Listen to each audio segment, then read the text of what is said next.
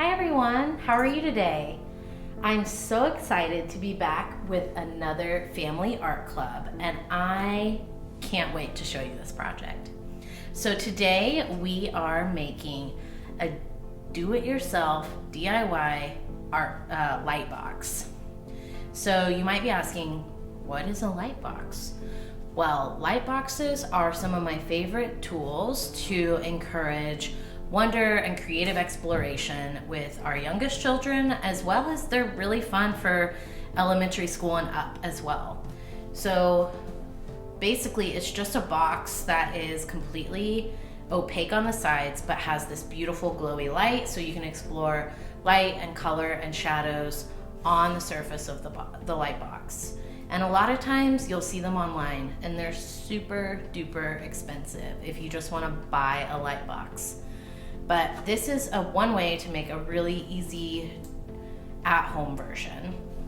So the first thing you're going to start with is a tote of some kind or a box. So I actually recommend you all using a clear tote. The only thing you need to know is the top of it needs to be plain. So you don't want any ripples or anything like that in the top of the clear plastic tote lid. I actually, here at the museum, I didn't have one, and so I'm making one with a cardboard box. What I've done is, this is just like one of those banker boxes with a lid, a file box, and I just cut the top out and I put some clear plastic and I just taped it inside. But it'll work great, but for the super easy way to go, the clear tote is probably the one I'd recommend. So the first thing you're gonna do to make your light box is I'm gonna take this lid off, and you are going to use aluminum foil. We have it in sheets here at the museum, but rolls work just as well. And you are going to line the entire bit of your tote or your box with aluminum foil with the shiny side out. So that will act as a reflector, so when we put our lights down in here, the light bounces around and it comes up through the top, making a really beautiful glowy light box. So I'm going to go ahead and just use clear packing tape and aluminum foil to start lining the inside of my box.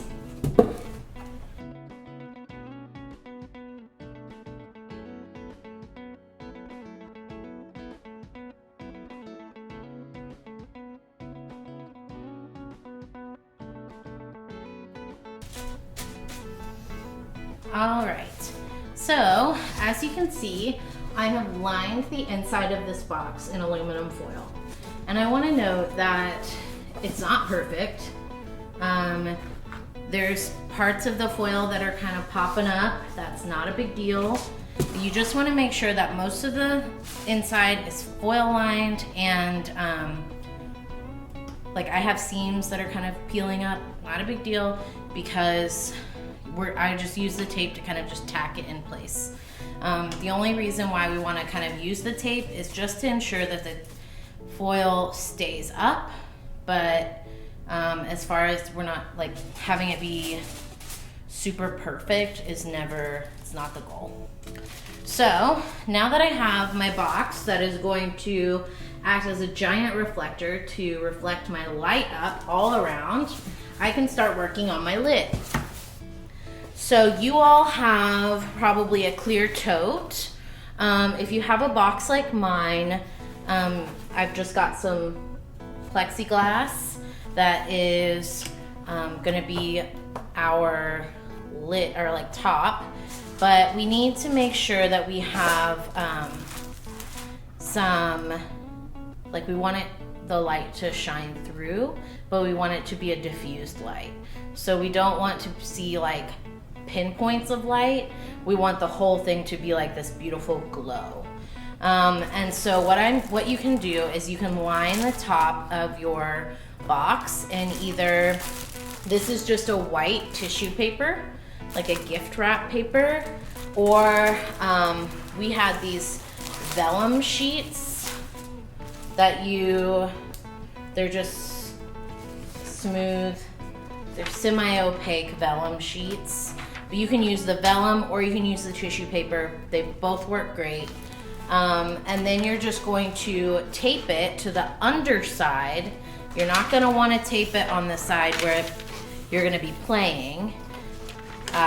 You want that to be nice and smooth and clean, and you can wipe it down if you need to, all those good things. You're gonna tape it to the underside of your lid. So that's what I'm going to do. I might have some seams. That's okay with me. Tissue paper you can get in bigger sheets, and so seams are less of an issue if that is something that is super important to you.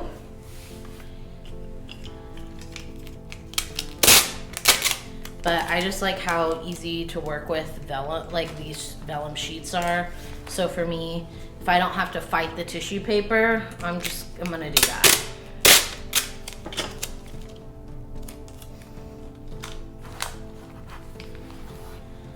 Okay.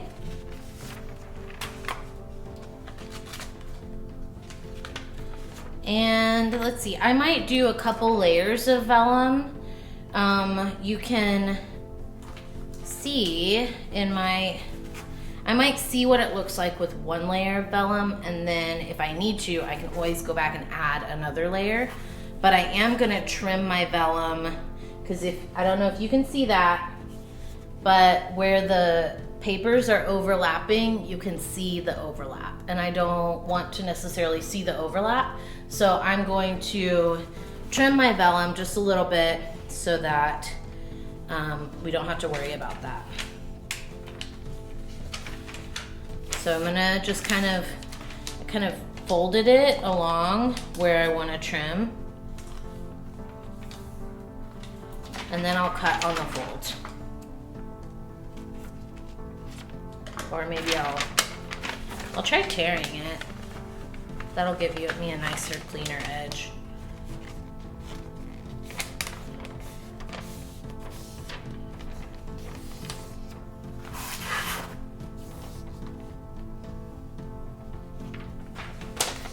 Cool. So then I can just lay it and butt it right up to the other sheet, and I have a seam, but I don't have a huge overlap, which is what I wanted.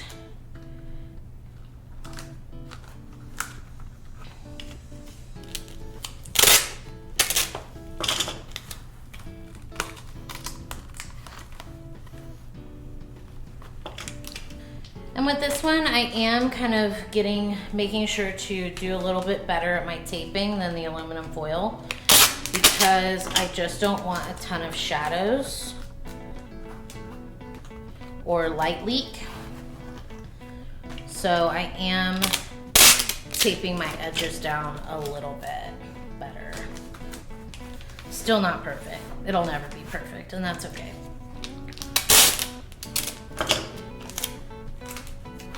Okay, so actually I am gonna put a little tiny piece of tape right along my seam. That will keep it from kind of bowing down when I have it all on my box. So I might be able to see that little tiny piece of tape, but like I said, if you want to get around that, you can use tissue paper and cut it to size instead of smaller sheets of vellum. And I love doing these. Like, you could do them in a giant under bed bin, would be amazing. And so like way more affordable than a Lightbox of that size if you just bought it from the store.